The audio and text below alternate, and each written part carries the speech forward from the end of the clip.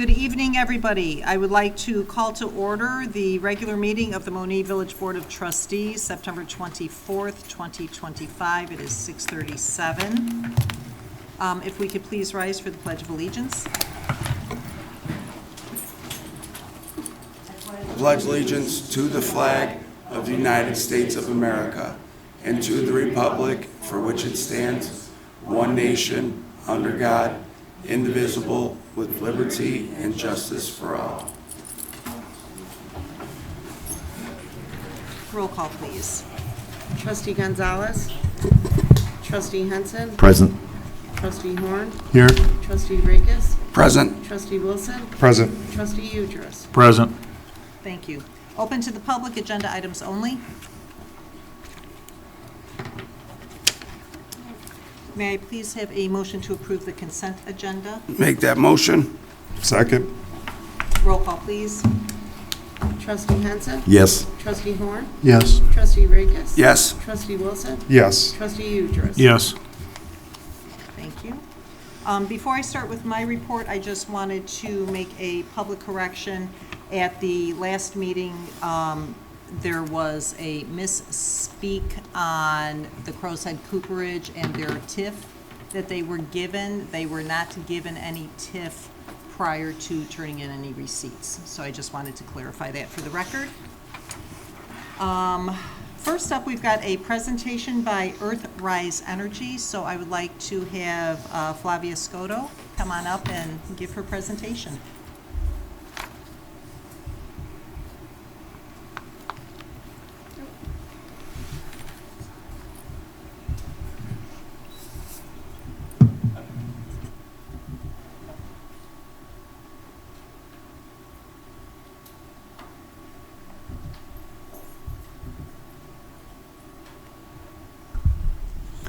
Hello, my name is Flavia Scotto. I'm a project development associate with Earthrise Energy, and tonight I'm here to tell you a little bit about a planned solar facility that's in the village of Crete and within Will County, and to tell you a little bit about our community benefit agreement.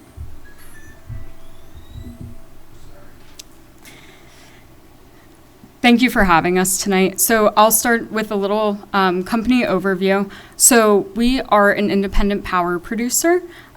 We have a unique approach to utility scale solar development. So we actually are the owner and operator of 5 natural gas plants within the state of Illinois. So we've been around since 2021. We bought these natural gas plants 2021, 2022, and we've been able to own and operate them. And we have a planned solar facility, like I said, within the county, within this area, that we're actually able to interconnect directly to the natural gas plant. And so what that means for us as a utility scale solar developer is that we're actually able to interconnect to the grid a lot quicker than your traditional solar developer, because we don't have to go through the traditional study queue or study system that your normal developer would have to go through. So that saves us quite a bit of time on the front end. So rather than 5 to 10 years, we're able to do it within 2 to 3 years. So we actually just did this with our first utility scale solar project called Gibson City, and that's in Ford and McLean counties, and that's nearing construction this year. And we're actually doing a ribbon cutting ceremony tomorrow, which is really exciting for us. We've built a pipeline of 1.7 gigawatts of solar developments around our natural gas pipeline. We have secured contracts with electricity buyers, specifically with Illinois Power Agency is one example. And we've also donated more than $2 million to local organizations around the facilities or around the communities that we have these natural gas peaker plants in. So we're a public benefit, PBLLC, so Public Benefit Limited Liability Corporation, which means we really prioritize stakeholders, such as the communities that we're in, our employees, and the people that we serve and work with. So a little bit about Plum Valley Solar. This may be the first time that you're hearing about this. Plum Valley Solar is a 260 megawatt solar facility that Earthrise Energy is currently developing. I know that number may not mean much to you. To contextualize it, that means that a 260 megawatt solar facility can power about 40,000 Illinois homes. This project is something that we've been working on in terms of gathering real estate, securing real estate to actually put the solar panels on to actually build the facility. So that means that we recently wrapped up our real estate acquisition campaign or land campaign. We've secured the area that we need to develop and build the facility. And we're in the process of, we will be soon submitting our permit application. So because our natural gas plant is based in the village of Crete, we will also be permitting in the village of Crete for about 100 to 200 acres, and then the rest will be permitted within Will County. And we'll be submitting those applications mid-October to late October. So it will be relatively soon, within the next couple of weeks. Right now, we're working on completing some remaining due diligence, putting together a permit application, and like I said, wrapping up our real estate or land acquisition campaign. During the construction phase, this project will employ hundreds of union workers. We are actively in talks with an EPC who's recently secured a contract with the Tri-Trades. So that's something that we're really excited about and really proud of. Our Gibson City solar facility that I mentioned was union labor as well. So that's something that's really important to us. And you'll also hear a second facility that we're working on. We do have the Lincoln Generation facility, another natural gas peaking plant. That's in the village of Manhattan. And so that's a slightly bigger project. It's 600 megawatts. And that'll be hopefully permitted and constructed on the same timeline as this one. That one is called Pride of the Prairie, so you may hear about that one as well.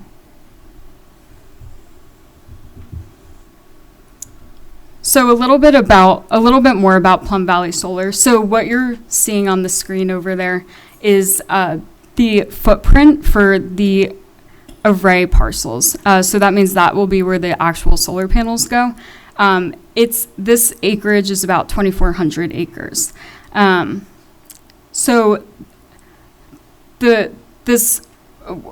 as we're starting to permit, and like I said, we're finalizing we're working towards finalizing the permit application right now, and we're working on the design phase. So this project, this view will be available at our open house. Our open house is taking place on October 9th, and we'll be sending out mailers to abutters shortly to notice them and invite people to come to our open house, and we'll be sharing this layout with them. We'll also be doing a door knocking campaign next week. So for the adjoiners and the people that live nearby, we'll be knocking on their door and letting them know, like, hey, we're Earthrise, a little bit about the project, how they can get in contact with us, and just introduce ourselves. So a little bit about our timeline. Like I said, we launched in 2021. Between 2021 and 2022, we acquired the Crete and Lincoln natural gas plants. And for the past, I guess you would say 2 years, we've been advancing our land campaign. I forgot to mention on the last slide that the secured arrays are through a combination of leases and purchases. So it's both. We've also been starting our environmental due diligence and putting our permit applications together. So that's where we are right now. According to the timeline that we have in mind right now, we would start construction spring of next year, and then these would become operational between late 2027 and early 2028. So I'd like to talk to you a little bit about our environmental and site diligence, and I realize that font is a little bit small, so I'll do my best to cover it. We have a 100% avoidance mitigation strategy to protect environmental resources. So what that means is when we encounter a wetland or a threatened and endangered species habitat, that means that we're avoiding it. Some developers would choose to get the permit and go through that kind of process to go through that area. we will just avoid it, which is why our footprint is a little bit more expansive than you may be used to seeing. And that just has to do with our prioritization for some of these environmental resources that we'll encounter. So we've done a wetland and stream delineation. We are doing a threatened and endangered species review, cultural resources study, so that's something that we work on with SHPO. And then as of late, we've started to work on a drain tile survey. So we're currently in the process of identifying a consultant who will help us map the drain tile. We understand that this is a particular area of concern, and this is something that we want to be really sensitive about. And so we've also allocated funds to reroute and repair drain tile should something come up. And then a little bit about our landscaping plan. So besides working on the design right now, we're also taking some time to think about the aesthetics of the project. At our Gibson City facility, which is the one that is near completion of construction, we did a landscaping plan as well. So this is something that we're familiar with doing. I don't believe that we're required to do it by the county, but this is something that we've voluntarily chosen to put information together for. And again, I know it's a little bit hard to see on the screen there, but you can see the yellow lines are areas of sensitivity that we've identified. Maybe they're high trafficked roads. And so we've decided that we would do evergreen trees along those roads just to help, again, alleviate some of the view shed concerns. The areas with pink, those are areas that are a little bit more residential. There's higher density, you could say. And so we would do a mix of evergreen and deciduous trees there. And like I said, this is something that I've been working on for the past 2 weeks or so. This is something we'll continue to work on. It's really important to us. We understand it's really important to a lot of people in the area. And so this is something that we're taking feedback on, and we're happy to incorporate any input on as well. We're also getting visual simulations done, and so we hope that those will be available at the open house. And so local residents will be able to take a look at what the view shed would look like from certain perimeter points around the project. So supporting the village of Monee. So a lot of times we'll do these presentations and people will ask, what is in it for me? Which is a very valid question. One of the things that we've heard from our conversations with the village of Monee is that there is a need for an animal control agency. This is something that's really high priority. This is something that's been on a lot of people's minds. And given that we are a neighbor of the village and we are in the community as a member of Will County, we have the natural gas peaker plant and we'll have the solar facility and we will be in the area. We wanted to get behind a capital project. So the village of Monee would receive a one-time payment of us of $100,000 is something that we're proposing if there's interest. And again, this is something just based on the feedback that we've gotten from the village that we've had in conversations. We thought that this would be a really good thing to get behind. So I'll leave it at that. I'm sure there's questions and we're happy to take questions. So yeah, thank you again for your time. Leave it at that.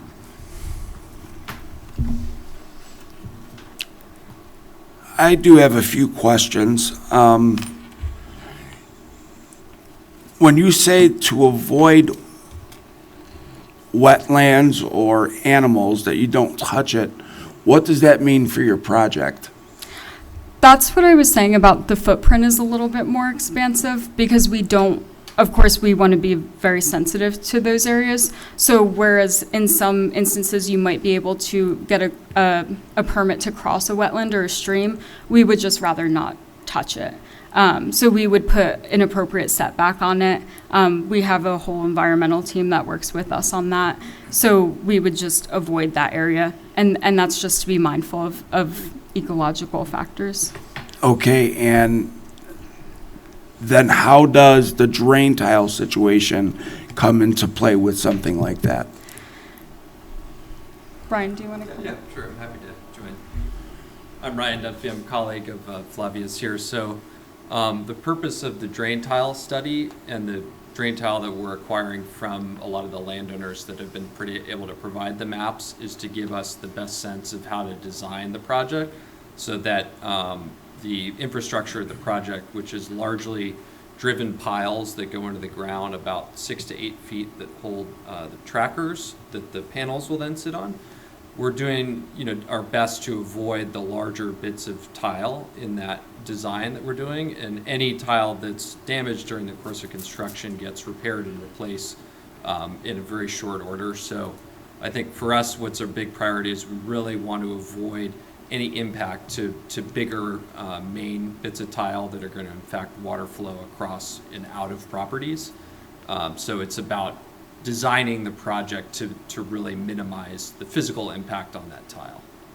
That makes sense. Yeah. And as for any wildlife that is there, I remember some years back when they put in 355, they had to wait because butterflies needed Yeah. to migrate somewhere Yeah. else or something. Yeah. In your studies currently, is Yep. there anything that you've learned with any type of wildlife that is there Yep. that would have to do whatever they have to Yeah, do? that's a great question. So typically, one of the more consistent species that's in the area is there's a variety of bat species that typically have a couple different roosting periods throughout the year. So during those parts of the year, we just avoid construction or doing any kind of like serious work near any of that habitat. So that's like an example of what you would be talking about there. Okay, and the landscaping plan, what does that include, or what does that mean exactly? I can take that one. Yeah, go ahead. So as I was mentioning, the landscaping plan is kind of done in two types of buffers that we could have, and it's really just to soften the profile of the facility. A lot of times people will bring up view shed concerns, and so we want to be a good neighbor and we want to be a good long-term neighbor, and so we feel that a really good way to address that is to install vegetation, and as I mentioned, that would be something that we voluntarily do. That's something that we're happy to work with our neighbors on and our butters or our joiners on, and it's really just to like I said, address those view shed concerns, and it's something that we would do during construction, I believe, is kind of the timing, so that as the solar facility is being built, you'll also have trees that are being installed. And this is you've said that it would be complete in 2027, 2028. Is that for sure? Or will there be something that could pop up to change that? It depends on the permitting timeline, but with these solar facilities, you tend to get a lot of your high voltage equipment years in advance. So a lot of that has already been procured or is in the works of being procured. So it's not necessarily a concern of, the actual equipment, if that's what you were wondering, if that's what the question was. I know that projects sometimes you don't, as you said, you don't receive or you don't have whatever to complete the project, and that happens all the time. Okay. Go ahead. Yeah, I was just going to mention too, sorry, I want to let you finish your question now first. And that does happen Yeah. where you didn't get a generator or whatever it is Yeah. on time. Is that something that could potentially be an issue? So great question. So I think the major wait time in a lot of these projects is what's called the interconnection queue. So typically, the developer, they say, great, there's a transmission line, I can get some land near it, and I'll be able to build my solar project, or it could be a gas project or some other kind of power plant, and connect it to that electric grid. And so that wait, once you've said, this is how much land I have, I think my solar project or gas project is going to be about this big, hey, utility, what do you think? Is there enough capacity on your transmission line for me to add my power to the grid and how much will it cost for me to do any modifications to that section of the transmission line so that it can carry that power. So usually what happens is that's typically about a 4 to 5 year wait for what's utility scale solar, which is the bigger kind of end of the market. So what a lot of folks happen is they get the land together, they put in an application into this queue, and then they're waiting for 4 to 5 years for the utility to have the resources to study the project, say, guys, I need you to spend, 10, 20, $30 million sometimes to upgrade that transmission line. And in some cases, for some developers, that actually makes the project not economical. And then they don't actually proceed with the construction of it.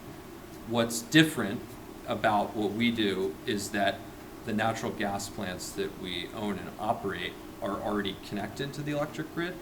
And they're, as Flavia's talking about, they're what's called peaker plants, so they only come on when it's the hottest few days of the summer and everyone's running their AC, or the coldest day of the year and everyone's using their baseboard heat. And the rest of the year, they're effectively idle. So I'd say the advantage of our kind of approach is that we can use that interconnection that already exists for the solar facility without having to go through that conventional queue. We do have a year process to kind of study that, but we're in the midst of that right now. So that is like almost the major factor in the timeline of a lot of these projects, and that's kind of our strategy is getting around that and mitigating that. So is that a helpful answer? It makes a lot of sense, and Yeah. to this point, there's been no issues. Yeah, I think we're about to apply for our permits. We're excited to see how those go, and then again, we're anticipating starting construction in the first half of next year. Larry, I know with the other village, all of this sound,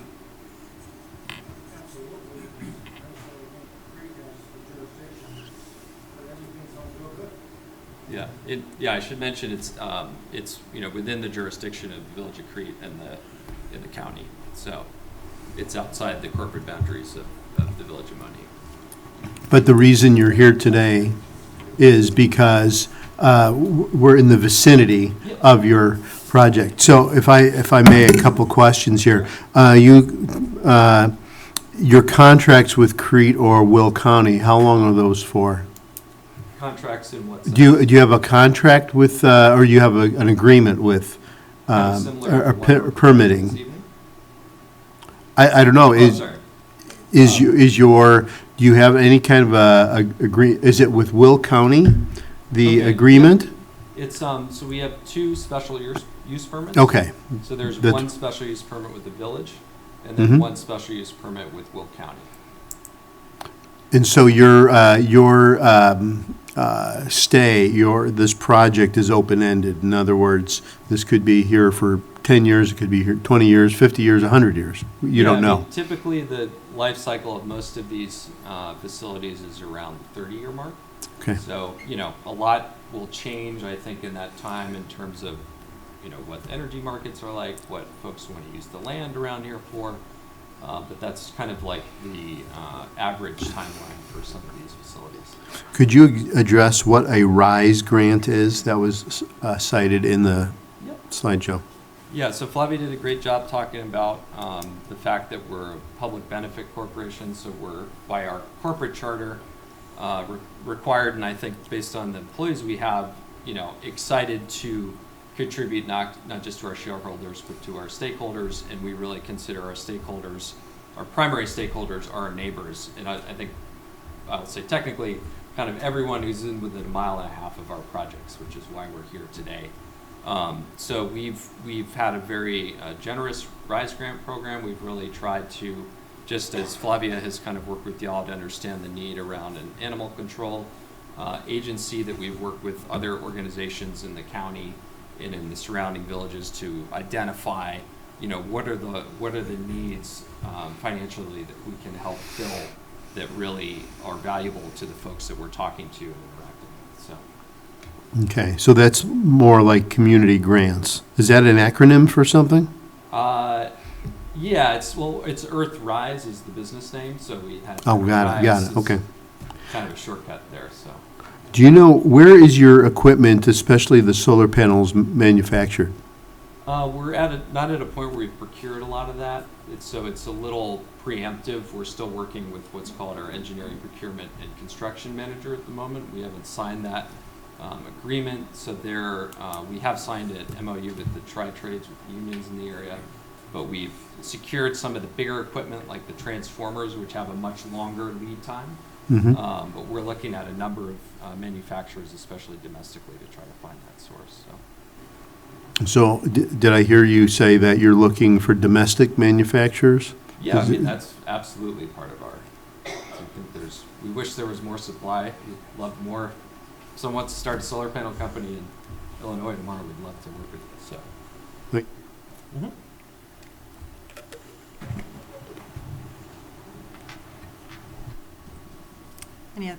Any other questions?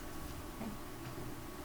All right, Flavia and Ryan, thank you very much. Appreciate it. Thank you very much, all, for your questions. Thank you.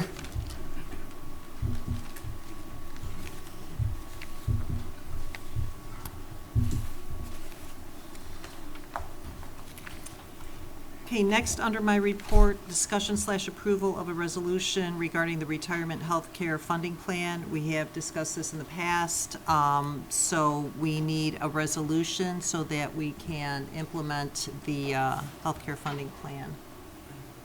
So if I can please have a motion So you're looking for a motion to to implement? approve. Yeah, I'll make that motion. Second. okay, discussion. Roll call, please. Trustee Horn. Yes. Trustee Rakes. Yes. Trustee Wilson. Yes. Trustee Udras. Yes. Trustee Henson. Yes. Resolution number 2025-2. Thank you. Thank you, Board. Next, if I can please have a motion to approve appointing Jude Kanabi as Deputy Clerk. Make that motion. Second. Any discussion? The only thing that I'm worried about is as much work as she does already, is this going to be okay on her, on, it is? Okay. That's all I need She's to a say. capable multitasker. I understand. That's all I was worried about. No, and actually, she does a lot currently at Village Hall to help Michelle too, so yeah. Yeah, I know. I just, Roll call, please. Trustee Rakes. Yes. Trustee Wilson. Yes. Trustee Udras. Yes. Trustee Henson. yes. Trustee Horn. All right, so if we can have you swear in the Deputy Clerk. Come on up, Jude.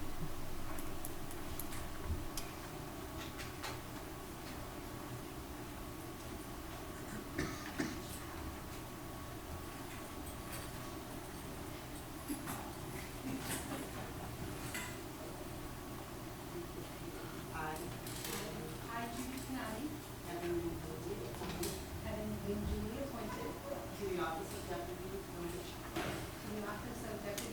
Clerk of the Village of Monee, County of Will, State of Illinois, aforesaid, do solemnly swear that I support the Constitution of the United States and the Constitution of the State of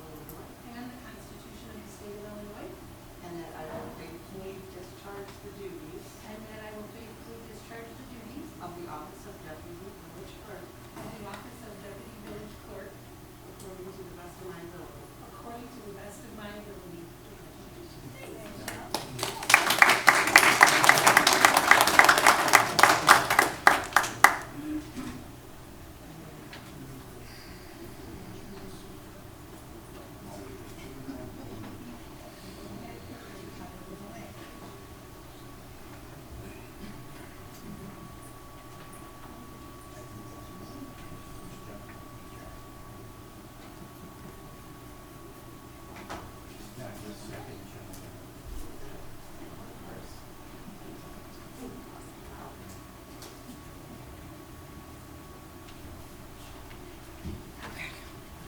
Don't sit down. Oh, that's right. I have another one. All right, Jude, welcome aboard. Thank you. Okay, Happy to be here. excellent. All right, that's it for my report. And moving on to the clerk's report. We have another swearing in. All right, John Cakepost. come on up.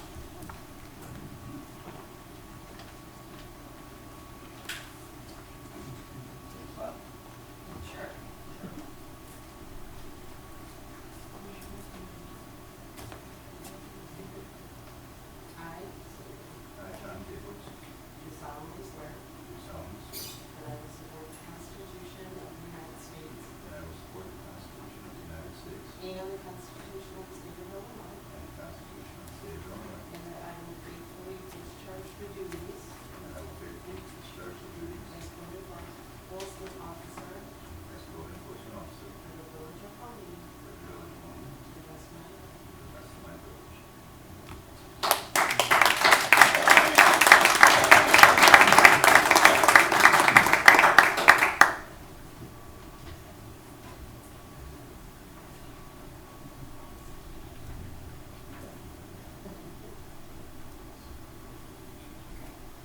Congrats.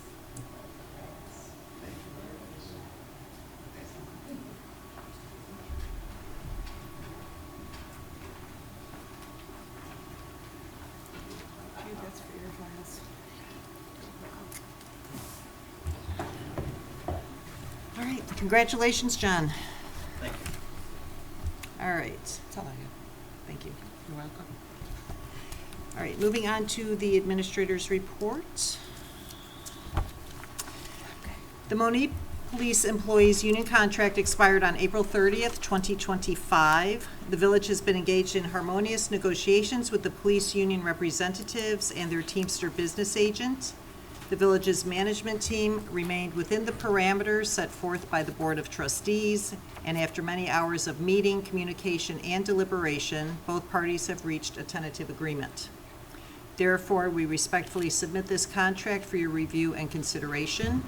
Should the board approve its execution, this agreement shall become effective beginning May 1st, 2025, and shall remain in full force until midnight on April 30th, 2030. The contract would become retroactive and entitle the members to be reimbursed for back pay.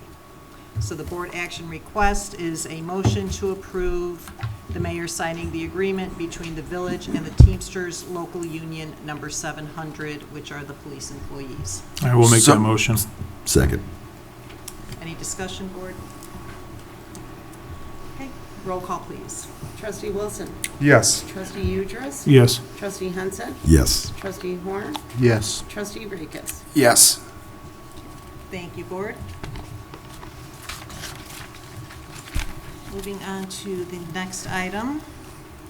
The village has received pay request number 14 from PBS for the Public Works new construction project for the pay period ending on 8/22/25, in the amount of $507,266.25. The invoice is attached. All the invoices and supporting documentation for payment have been reviewed and certified by the Farnsworth Group and village staff and meet the plans and specifications according to the contract. So the board action request is a motion to approve pay request number 14 to PBS for the pay period ending on 8/22/25 in the amount of $507,266.25. Make that So- motion. Second. Any discussion on that? Roll call, please. Trustee Udress. Yes. Trustee Henson. Yes. Trustee Horn. Yes. Trustee Rakis. Yes. Trustee Wilson. Yes. Okay. And the last request, the village has recently received pay application request number 5 from Crockett Construction for the above referenced project, which is the Marie Lefebvre Bailey Park. The invoices and pay application have been certified for payment after a careful review by Farnsworth Group and village staff. The work has been completed for this pay period and are in substantial compliance of the contract. So the action requested is a motion to pay application number 5 to Crockett Construction in the amount of $78,430.33. I'll make that motion, Mayor. I'll second. Any discussion? Roll call, please. Trustee Henson. Yes. Trustee Horn.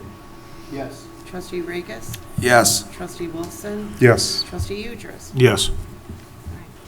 Thank you, Board. That's all for that. So moving on to the officials' reports, we've got Public Works and Trustee Horn. Good evening, everyone, and I have great news to announce. I've been giving you updates on the new DPW, Department of Public Works building, and it is time now to have a grand opening and ribbon cutting celebration, and so that day will be where all the public is invited to come in and tour the new Public Works building. That'll be Saturday, October 11th, from 9 to noon, and the location is 5755 West Industrial Drive, located right outside of town. And you'll meet the team that supports our community, running smoothly, and learn more about our services that support roads, water systems, facilities, and more. And coffee and donuts will be provided. So grab a treat, and we're looking forward to seeing you there. So that's Saturday, October 11th, 9 a.m. to 12, and we'll put that up on our website as well. End of report. Fantastic. It's a long time coming, so we'll be happy to get over there. Parks and Recreation, Diana. Good evening, Board. Tomorrow is our senior bingo breakfast, which is held at Fireman's Park from 10:30 a.m. to noon. This event is free to attend. As a reminder, the mission of the Monee Parks and Recreation Department is to strive to maximize our resources to provide the community with a high-quality and economic leisure opportunities through open space preservation, park development, and recreation program offerings. Take time out for recreation. There's no place like Monee.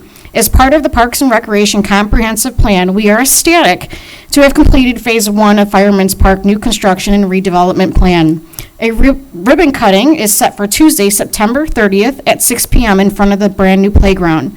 Join us as we look at this first phase, which includes a new football, soccer, lacrosse field, 2 sand volleyball courts, 2 batting cages, a new concession stand with bathrooms, state-of-the-art youth baseball field featuring premium above-ground viewing of the field with a 40-foot backstop netting protecting the spectators and buildings behind, capable of hosting games up to 13U adult softball, a fireman-themed playground with ADA compliant featuring wheelchair access from above coming off the pavilion, ADA compliant connecting sidewalks that are accessible throughout Phase 1, Part 2 of a 3-part parking lot, new landscaping throughout, and we look forward to seeing everyone in the community enjoy the park. Also, during the ribbon cutting, we will be unveiling a brand new pet micro pantry that the Parks and Recreation Department is very excited about.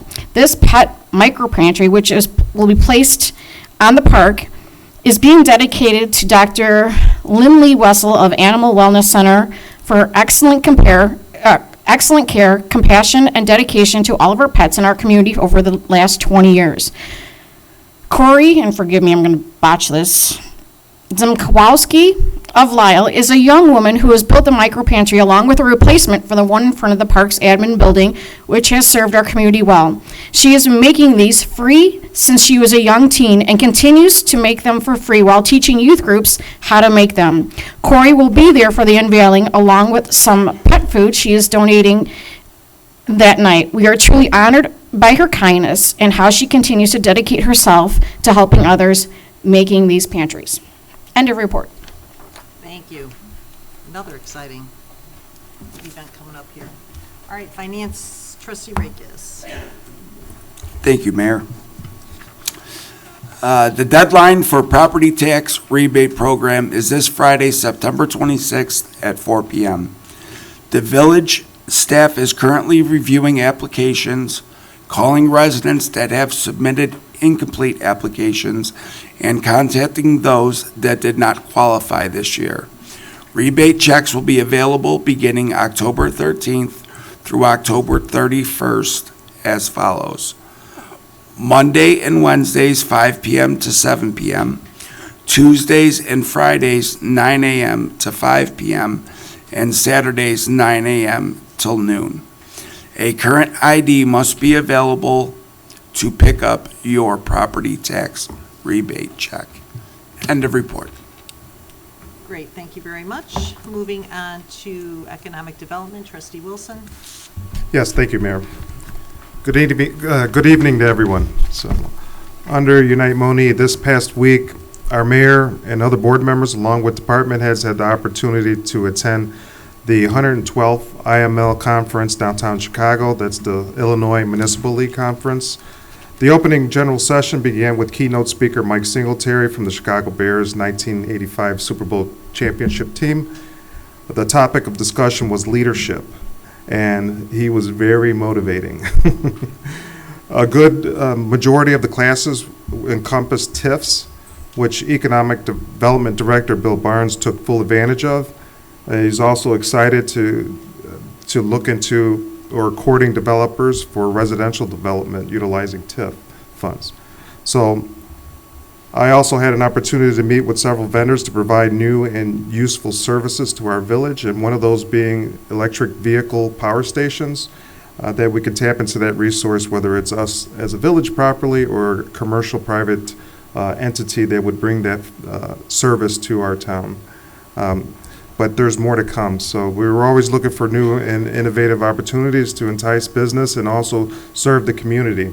So with that, we always encourage feedback. Is there something that you see that we do not have, that you wish that we had or other towns have, that you see that works great? We want to bring those things to our town, so then that way we can shop Monee when available.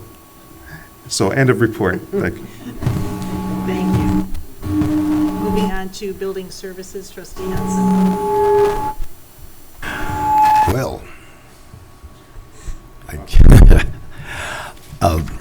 originally there was no report for tonight, but I just wanted to welcome John to Building Services. And I also just wanted to point out one thing. Building Services is one of the only departments other than police, EMA, and then, of course, the administration, the voted-in administration that has to take an oath, has to do their training, has to take the oath, and then get their badge and get their certification and make an oath to the Constitution of the United States of Illinois and to serve the village of Monee. And I know none of them take this lightly. And I would hope that none of the residents or anybody else would take that lightly, because an oath is a very powerful thing no matter what you're doing it for. End of report. Thank you. Moving on to Public Safety, Trustee Udris. Thank you, Mayor. And before I start my report, as well as Trustee Wilson, I want to say that I very much enjoyed going to IML. I look forward to it every year. Great sessions, talking about cybersecurity, talking about public safety, and, you know, as Trustee Wilson mentioned, a lot about TIFs this year. But it was also a great opportunity to spend some time talking to trustees and mayors from other towns. And, of course, I had one trustee from another nearby town here saying, "You guys got to stop it. You're doing too good here in Monee. I'm tired of hearing, well, Monee does it this way." So we are now a trendsetter here in Will County, and I wear that proudly. So I was very happy to hear that, and a lot of great comments coming back to the wonderful stuff that we're doing here. So just looking forward to keeping it going. And like Trustee Wilson said, you know, we love to hear from the public on what you guys want to see. We can't always promise it, but we'll do our best. So moving on to my report.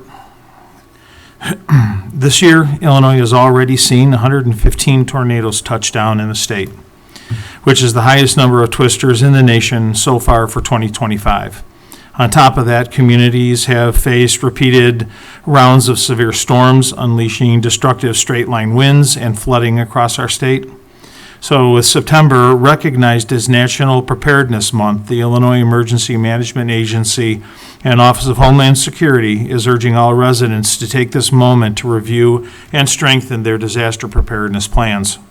Severe weather can strike with little warning, and best defense is being ready before it happens.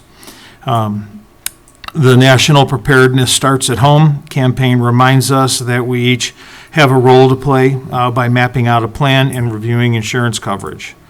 So if you need more information or you have some questions about any of this, you certainly can reach out to our EMA.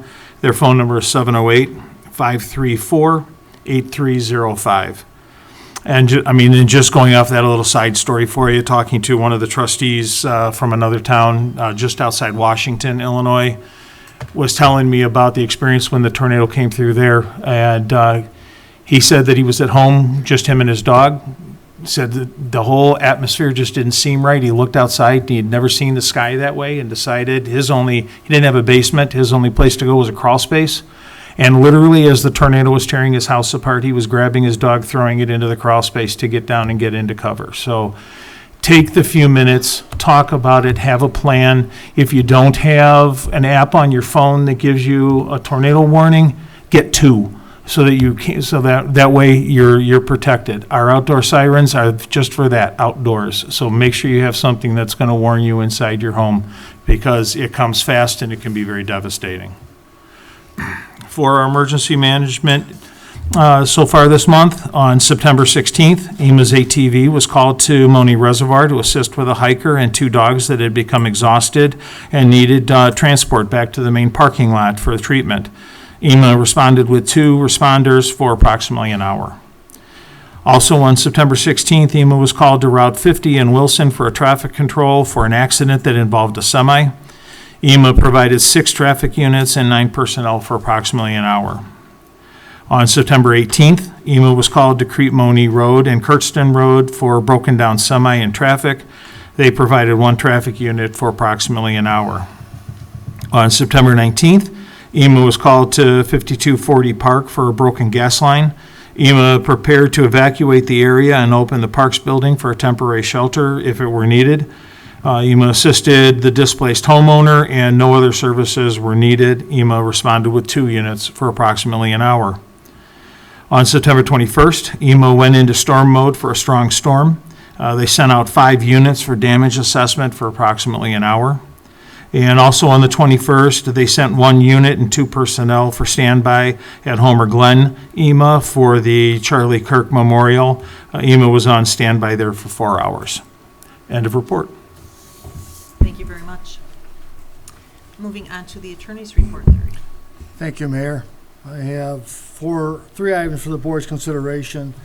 The first item, need a motion authorizing the mayor to execute a plat of dedication. This in regards to the Cleveland Avenue reconstruction project that's ongoing. We do need a motion authorizing the mayor to execute the same. I'll make that motion. Second. Any discussion? Roll call, please. Trustee Henson? Yes. Trustee Horn? Yes. Trustee Rakes? Yes. Trustee Wilson? Yes. Trustee Udress? Yes. Thank you, Mayor. The next item for the board's review is a proposed annexation agreement. I wanted to give this to the board before the Zoning Board of Appeals conducts a hearing. This is the property, is basically across the street from Amazon. It's roughly 56 acres. The pertinent terms of the annexation agreement are, that would affect us, the applicant wants M1 zoning at that site. So the front site would be, he's going to hopefully put up a building on that site. The rest of it, a good portion of it, will be for truck parking. He operates a facility now in Matson. It'd probably be similar to the one that he has in Matson. We have a provision in the agreement that he has the right to de-annex from the village if we don't reach a redevelopment agreement with him when it comes to a TIF. We have some work to do to that. If he de-annexes, if he asks to de-annex, we have to pass the ordinance to approve the de-annexation. The redevelopment agreement is going to take some work. There are a lot of TIF costs. We got to look at it.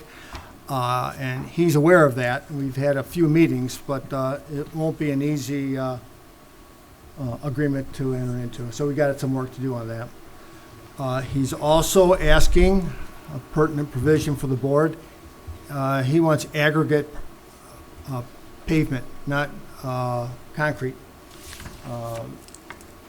He wants it for, we suggested 10 years. After 10 years, he had to go to the village code to comply with the village code. we said we would bring it up to the board. I think, I believe Ruben has discussed some of these issues with him, but that's one issue that he was pretty adamant about. He will build a new building, he said, in 2026. Probably be completed in the fall, ballpark. Again, I think it'd be similar to the one in Matson. The reason we have to sort of move on this quickly is that this property will be in that TIF that we're trying to extend, and it's critical we get that done. We can't pass the TIF ordinance until we have his property inside the village. Otherwise, that TIF extension won't do us any good, because it's important we get that in the village before we pass any TIF extension.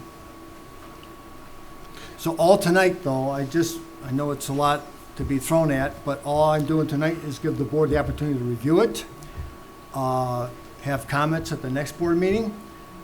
I'm going to try to schedule the zoning board meeting October 15th.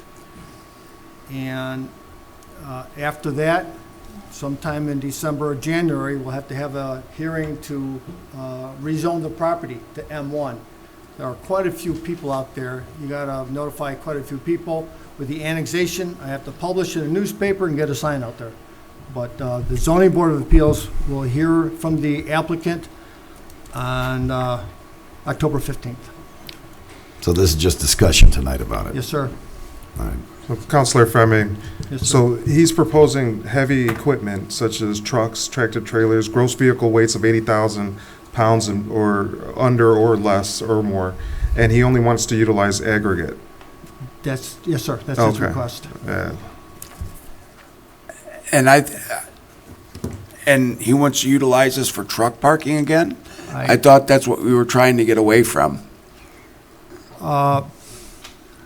his facility, again, is similar to the one in Matson. He would like manufacturing, but obviously it depends on the market. There is also an opportunity for us to annex additional land that he has north of Monee. So we're trying to work with him on that, because that'd be extremely helpful to us. We would go north towards, would that be Drowley? Going up that area. This is, correct me if I'm wrong, but this is the facility that we see off I-57, just south of 30, on the bridge it'll be to the west there, with Yes, all sir. the bus, truck, and all the heavy equipment over there. It's on, I think it's Central Avenue. Okay. Yeah. If we Just could, south of the auto mall. yeah, Yes. if we, by the Sherwin-Williams plant? Yes. If we could we get a map of what his potential, the potential annex property is, and how it's adjacent to our current village property proper? Yes, sir. So, And two,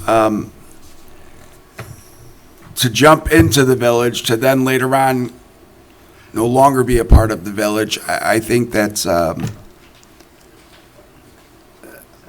Trustee Rakes, the only reason I put that provision in, because again, it's critical we get his property inside that TIF district, say by the end of the year, because remember that TIF is going to expire. I understand. And he wants the right that if we don't reach an agreement with him with respect to TIF cost, or what we're going to say is eligible, or how much we're going to reimburse him, he could say, thank you, but no thank you. I'd like to leave. We would have an answer on that, I think, within a couple months. We have an idea of his TIF cost.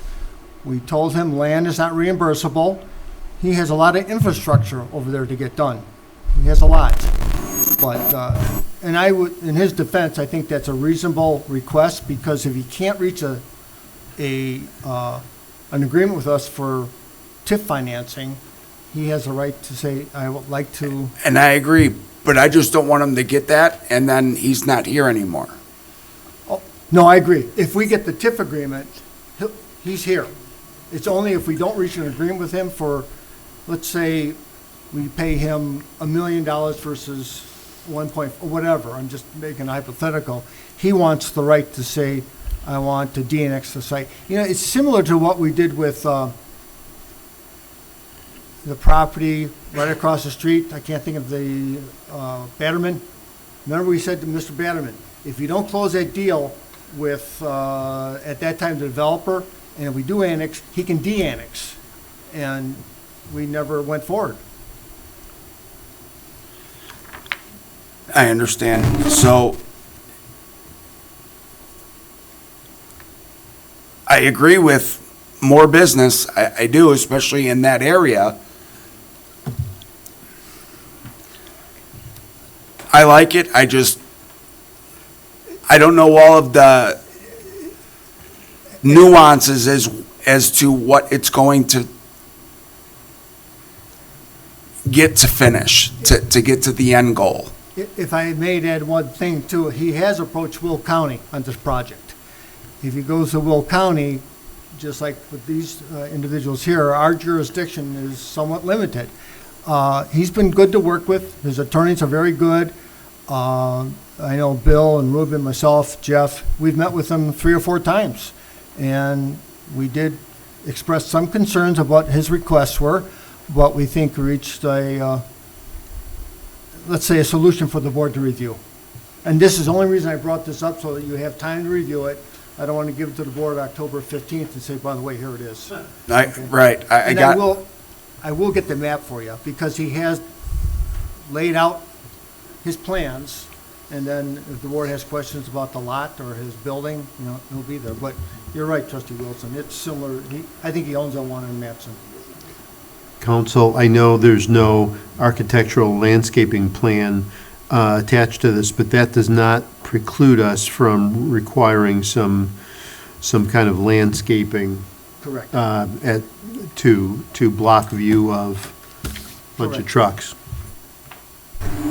Has there been any talk with us about addressing the roadways for the access for all these trucks coming in and out on a single lane? There's been a Single lane lot of road. discussions, I believe, with Jeff and their engineer, Mr. Zaluski, and Ruben, for that matter. But he's aware of our concerns. We did ask, is it just trailers? Are they empty trailers? How long do they stay there?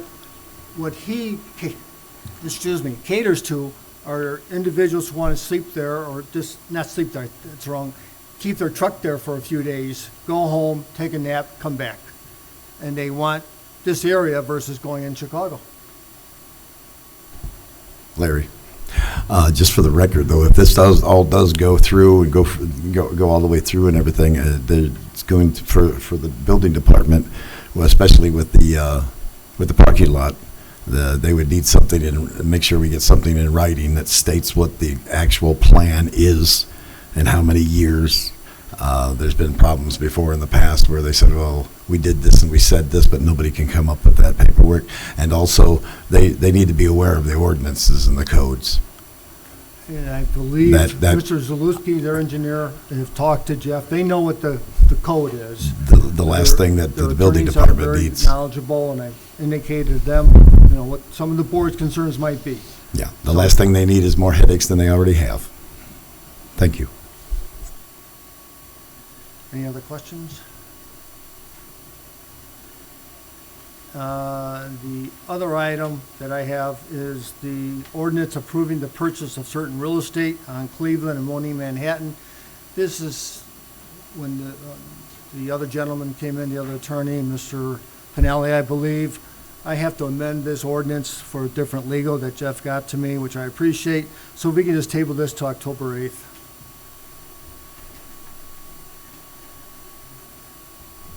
Can I have a motion to postpone to October 8th? I'll make that motion. Second? Roll call, please. Trustee Horn. Yes. Trustee Rakes. Yes. Trustee Wilson.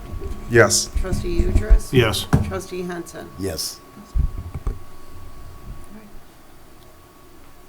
Unfinished business. Okay, unfinished business. Go right ahead. Thank you, Mayor. The other item, we had a public hearing set that was continued today. This is again for the TIF extension. What we're trying to do is coordinate that with the annexation. If you remember, Pete from Tesca came in to explain what we're trying to do there. If we can continue this again to October 8th. Please. Make that motion.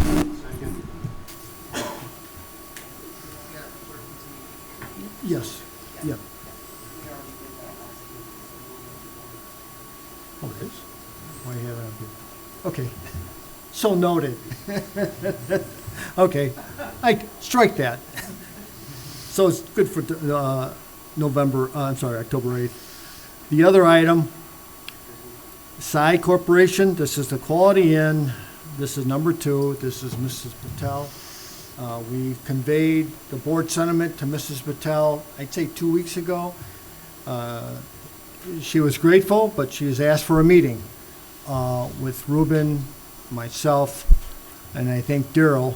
And that meeting is set up for Tuesday at 2 o'clock in the Village Hall. So we'll know what she wants, but we did convey to her what we would give her from a TIF standpoint. Again, thankful, but the but is she's bringing in her attorney. And I said, you can come in. So, and that's the same with Super 8. Convey to her what our position was with respect to TIF reimbursement,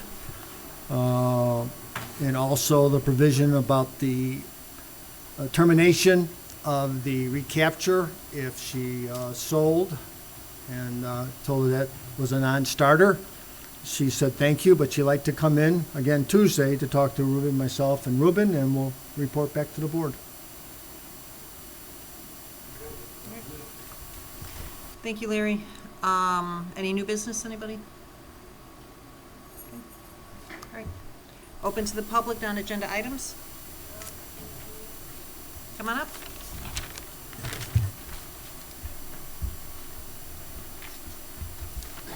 My name is Joan Merrick Hollywood. I live in Gulf Vista Estates. And the reason I'm here is because I would like to know about the area between the back of the salt shed and the fence that runs along my property that is a dump. It's a dumping area. It was cleaned up a few years ago, Mayor. If you remember, you had all the junk removed out of there. And now it has just been, they just keep putting more stuff there. Mr. Johnson did have some fire hydrants removed that were scattered all over, and some tires. He promised me that area would be cleaned up by July. July is come and gone, August is come and gone, September's almost gone. And I know I made a flip remark to him when he said, well, we have nowhere else to put that. And I said, what about by your house? And he said, well, it can't be in a residential area. Well, the other side of that fence is a residential area. It's my residential area. And I don't like that. When I go out on my deck, what I'm looking at is essentially a dumping area.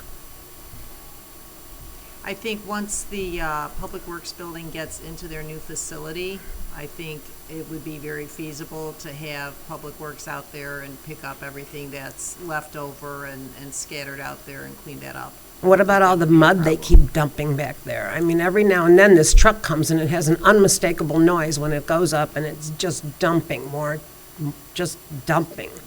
And I mean, the whole village is looking beautiful now, except what I look at. Ed, can you, with the dirt? We'll be addressing that over the next couple of weeks. Trustee Horn, we have our open house on the 11th.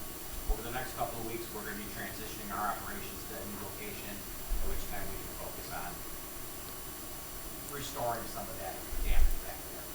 Well, I appreciate that, but I've had promises from you before, and I just don't know if I want to believe another promise until I actually see it happen.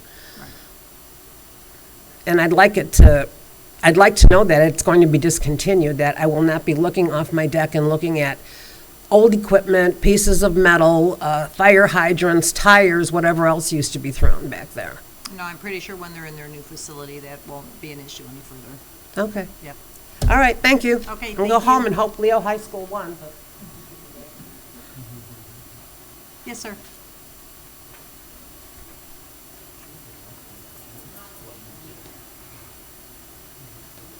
Hi, I'm Wade Schroeder. I'm a 40-year citizen. I live on South Egyptian Trail. I heard a rumor about annexing South Egyptian Trail all the way down to Pauling and Heatherbrook, Sylvan Lane, all that stuff. Now, I looked at the plan for Monee, and I saw that that was part of the eventual plan to go all the way down, take the town village limits all the way south to Pauling. And I know that you guys, well, I shouldn't say you guys, the village just annexed that farmland into, that was just south of Walker's Grove. So, I mean, it's like a steady march going south. And I'm trying not to be a NIMBY, but I was just looking at a timeline. I'm 75 years old, so if I'm going to be here for 10 years, if you want to do it after 10 years, I'm grateful. But, but you know, my concept is I just want to know a timeline. If there is a plan, I mean, I heard a rumor, I mean, there's 2 pieces of farmland in there. You got the Lutz farm, and then you got the next door. And I just wanted to know what, if there was a timeline. I know the village doesn't have any zoning for farm, you know, and, you know, we keep our zoning that we got. I don't know if we're R1, you know, R1 and R2 and RA. So I was just wondering how it was going to go. I don't know of We don't any have as any of right now. plans, sir, and any rezoning, obviously, people notify me right now. There's no further plans to go over that one yet. Okay, going south. Okay, because I know they said in there about which directions they want to annex and stuff in the plan. That was on the website. But one thing to remember too, sir, those owners have to come to us. The reason we bought that property. Oh, okay. I understand that now. So, yeah, because I know my neighbors, because I'm at the north end there of Egyptian Trail, South Egyptian Trail, and they're all, no. So we'll see, do what everybody else says. But the thing is, I just wondered from your point of view if there was any interest in going down south on Egyptian Trail. Oh, to address X. Yeah. Very good. Thank you. Thank you. Oh, I had a question for you guys. Sure. You know when you got the solar panels up there, how do you mitigate growth underneath of them? It's a lot of mowing. Oh, you mow it? Yeah. Oh, yeah. Yeah, because I know I've heard some people say they throw sheep out there, or goats, or whatever. Yeah, you can do that. I think we'll have kind of a vegetative management plan, especially with regards to first responders. That's a concern with the fire districts, especially at the end of the year. We Right. don't want a lot of high grass under those, especially with a lot of debris in the ground. So that's a particular concern that drives the vegetation management plan, but it's also just there'll be Primary mowing and trimming and things like Yeah, that. yeah. Yeah, because You got some sheep though. Let us know. Put it to work. yeah. The other thing, you know, because I was just wondering if you're going to use like Roundup or chemicals like that. Because you're going to be over field tiles, and if it leaches down, it could Yeah, it's transfer. Generally, what we do is we use a cover crop during the construction period, and then kind of once it's in operation, we do a native seed mix that's kind of like our native prairie seed. Mhm. So that'll, and it's kind of left fallow essentially, except for the mowing. But yeah, there's not like chemicals. It's Okay. exorbitantly expensive if we Well, want thank to do you. that. Yeah, we really I don't appreciate wanna it. do- Yeah, we don't want to do that. So great question though. Thank you. All right, beautiful. All right, if I can have a motion to adjourn, please. Make that motion. Second. Roll call, please. Trustee Regis? Yes. Trustee Wilson? Yes. Trustee Udris? Yes. Trustee Henson? Yes. Trustee Horn? 7:45. All right. Thank you, everybody, for being here.